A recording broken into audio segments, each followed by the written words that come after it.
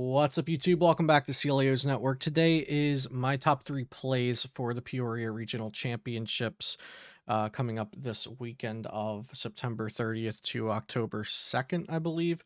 I will no longer be going, canceled my flights due to the weather, yada, yada, yada. So these are the 3 decks that I was considering in order. So I'll go my third choice, my second choice, and then if I had to pick right now and was competing, my number 1 choice to enter for Peoria Regional Championships. Before we get into that, though, shout out to all of my sponsors. You can find coupon codes and affiliate links down below. Also, be sure to subscribe to Beast Coast Pokemon. We've got big things coming, some great new quality of life changes to some of our series, things like that. So you don't want to miss all of that. Make sure you subscribe and subscribe to this channel for daily Pokemon TCG content. Leave a like and a comment. I really appreciate all of the support for views, likes, comments. You don't have to support me in any monetary way. Just viewing and liking and commenting and sharing is enough. And if you'd like to join the Discord, we have a thriving Discord. Link is in the description down below. Great for new players, old players, everybody in between. So let's get into this. My third choice as of right now for Peoria Regional Championships, hashtag no meta manipulation, would be Palkia Kyurem, and this is the exact list that I would be playing as of right now. I've omitted the Empoleon Vs because if Lost Boxes are playing, the shenanigans of Path to the Peak and canceling Cologne, and there's also Giratina variants, which are a little less, which are a little more resilient to the Empoleon V strategies. I've decided that why not just take out the Empoleon Vs and make the deck better? So I added Pokegears, and we also have a Cheryl in there because I find that it's pretty important to hit those non-Melanie Irida supporters at certain points throughout the game. We already have Greninja, Crobat, Guru for some draw, and we have Rotom Phone that goes really well with those cards as well. So additionally, I've added in those 2 Pokegears. Especially for finding your boss, Roxanne, Cheryl, Marnie at points throughout the game, or just giving yourself a second option. Maybe you have a Melanie in your hand and you can poke a gear and find one other supporter, and now you have an option between Melanie or the other one. I think this deck's super duper solid. I also think it's fun. It has a pretty well-rounded matchup spread. It can handle a lot of things. I don't think it's the best deck, but it's one of the most solid all-around decks in terms of consistency and matchup spreads and fitting answers into the deck for certain matchups. My number 2 choice for Peoria would be Arceus Inteleon. Arceus Inteleon has been a favorite of mine ever since Brilliant Stars came out, and the deck has changed here and there, but I don't think as much as it changed with the newest Lost Origins set, because with this set, we have Radiant Gardevoir. The first time I'm including a Radiant Pokemon in my Arceus Inteleon lists. So Radiant Gardevoir says that all of your Pokemon take 20 less damage from attacks from your opponent's Pokemon V. So a Palkia now has to do 300 to knock out an Arceus V-Star without Big Charm. A Tina has to do 300.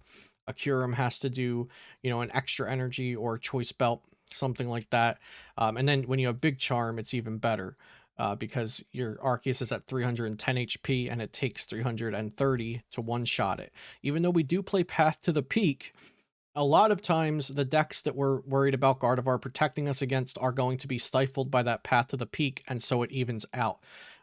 Notably, Mew VMAX, if they bump the Path to the Peak, okay, now they have to do 20 more damage to our Arceus.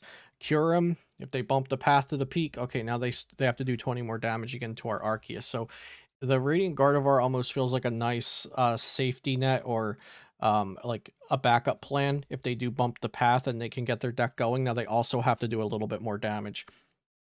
For the Lost Box matchups, Charon's Care is obviously very good. Also, Boss's Orders plus Lost City plus take out their Radiant Greninja is very, very powerful against them. Just go turn 2, Lost City, Boss, Greninja, knockout. They have to play the rest of the game without Greninja. And then against the Sableye Zard versions of the deck, you want to go like Marnie, Lost City, knock out a Sableye. If they don't replace that Lost City, you can knock out another Sableye, send that one to the Lost Zone as well the following turn. And you also have Charons, you have Scoop Up Nets, so you can pick up your non-V Pokemon when those are getting damaged by the Sableyes. You also have Big Parasol, which is good against the Sableye decks, which is essentially 2+ versions of Lost Box, and then it's also good against Giratina V-Star because of the Star Requiem attack. Now, of course, that could be Lost Vacuum, that could be Roped, that could be bossed around, but making your opponent have those cards while you're trying to Marnie or Roxanne or Charon every turn, doing these things that either disrupt your opponent or fully heal your Pokemon. They're not always going to have the answers to those big Parasols. I did consider 2 big Parasols, but I think the big Charms are just better. You know, I expect a lot of Mew at this event, and big Charms are good against that because we aren't playing Drapion or Dark Attackers, because I do think you can just beat Mew with Marnies every turn.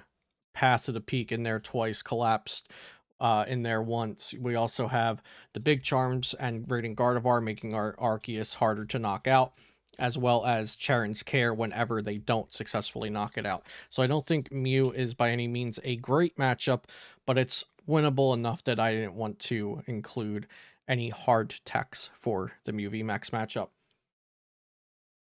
And now the final deck, the first one, if I had to submit a 60 right now, it would be Mew VMAX Pokestops. And I'm a little out in left field here with a 5th stadium in the deck. You please leave feedback in the comments down below on that one. But two lost cities with the addition of the switch cart feels really good against Lost Box, and also against any Drapions out there. Having 2 Lost City, you're more likely to hit the Lost City when you need it and get Lost Zone the Drapion.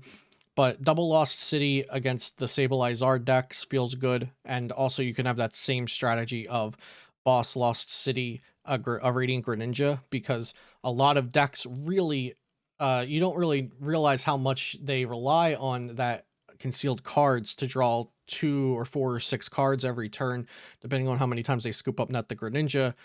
And I think taking that Radiant Pokemon out of play for the entire game, especially against decks that play multiple Ordinary Rods and multiple Claras, expecting to get their Pokemon back whenever they want them, is very strong. And also for these Sableye Zard decks playing 2 to 3 Sableye, Lost Citying those Sableyes are also going to be super good for you.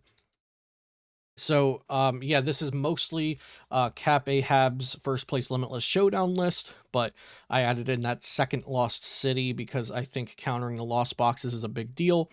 You could also consider like a Collapsed Stadium to remove a Genesect from your board, another Switch card, some other healing options, stuff like that, maybe Cheryl for the Mew.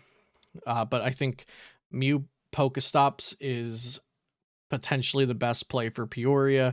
I think this deck has incredible raw strength for a large field of varied decks, and that's why I would be playing it to this event. So thank you all for watching. Have a great day, and I'll see you next time here on Celio's Network.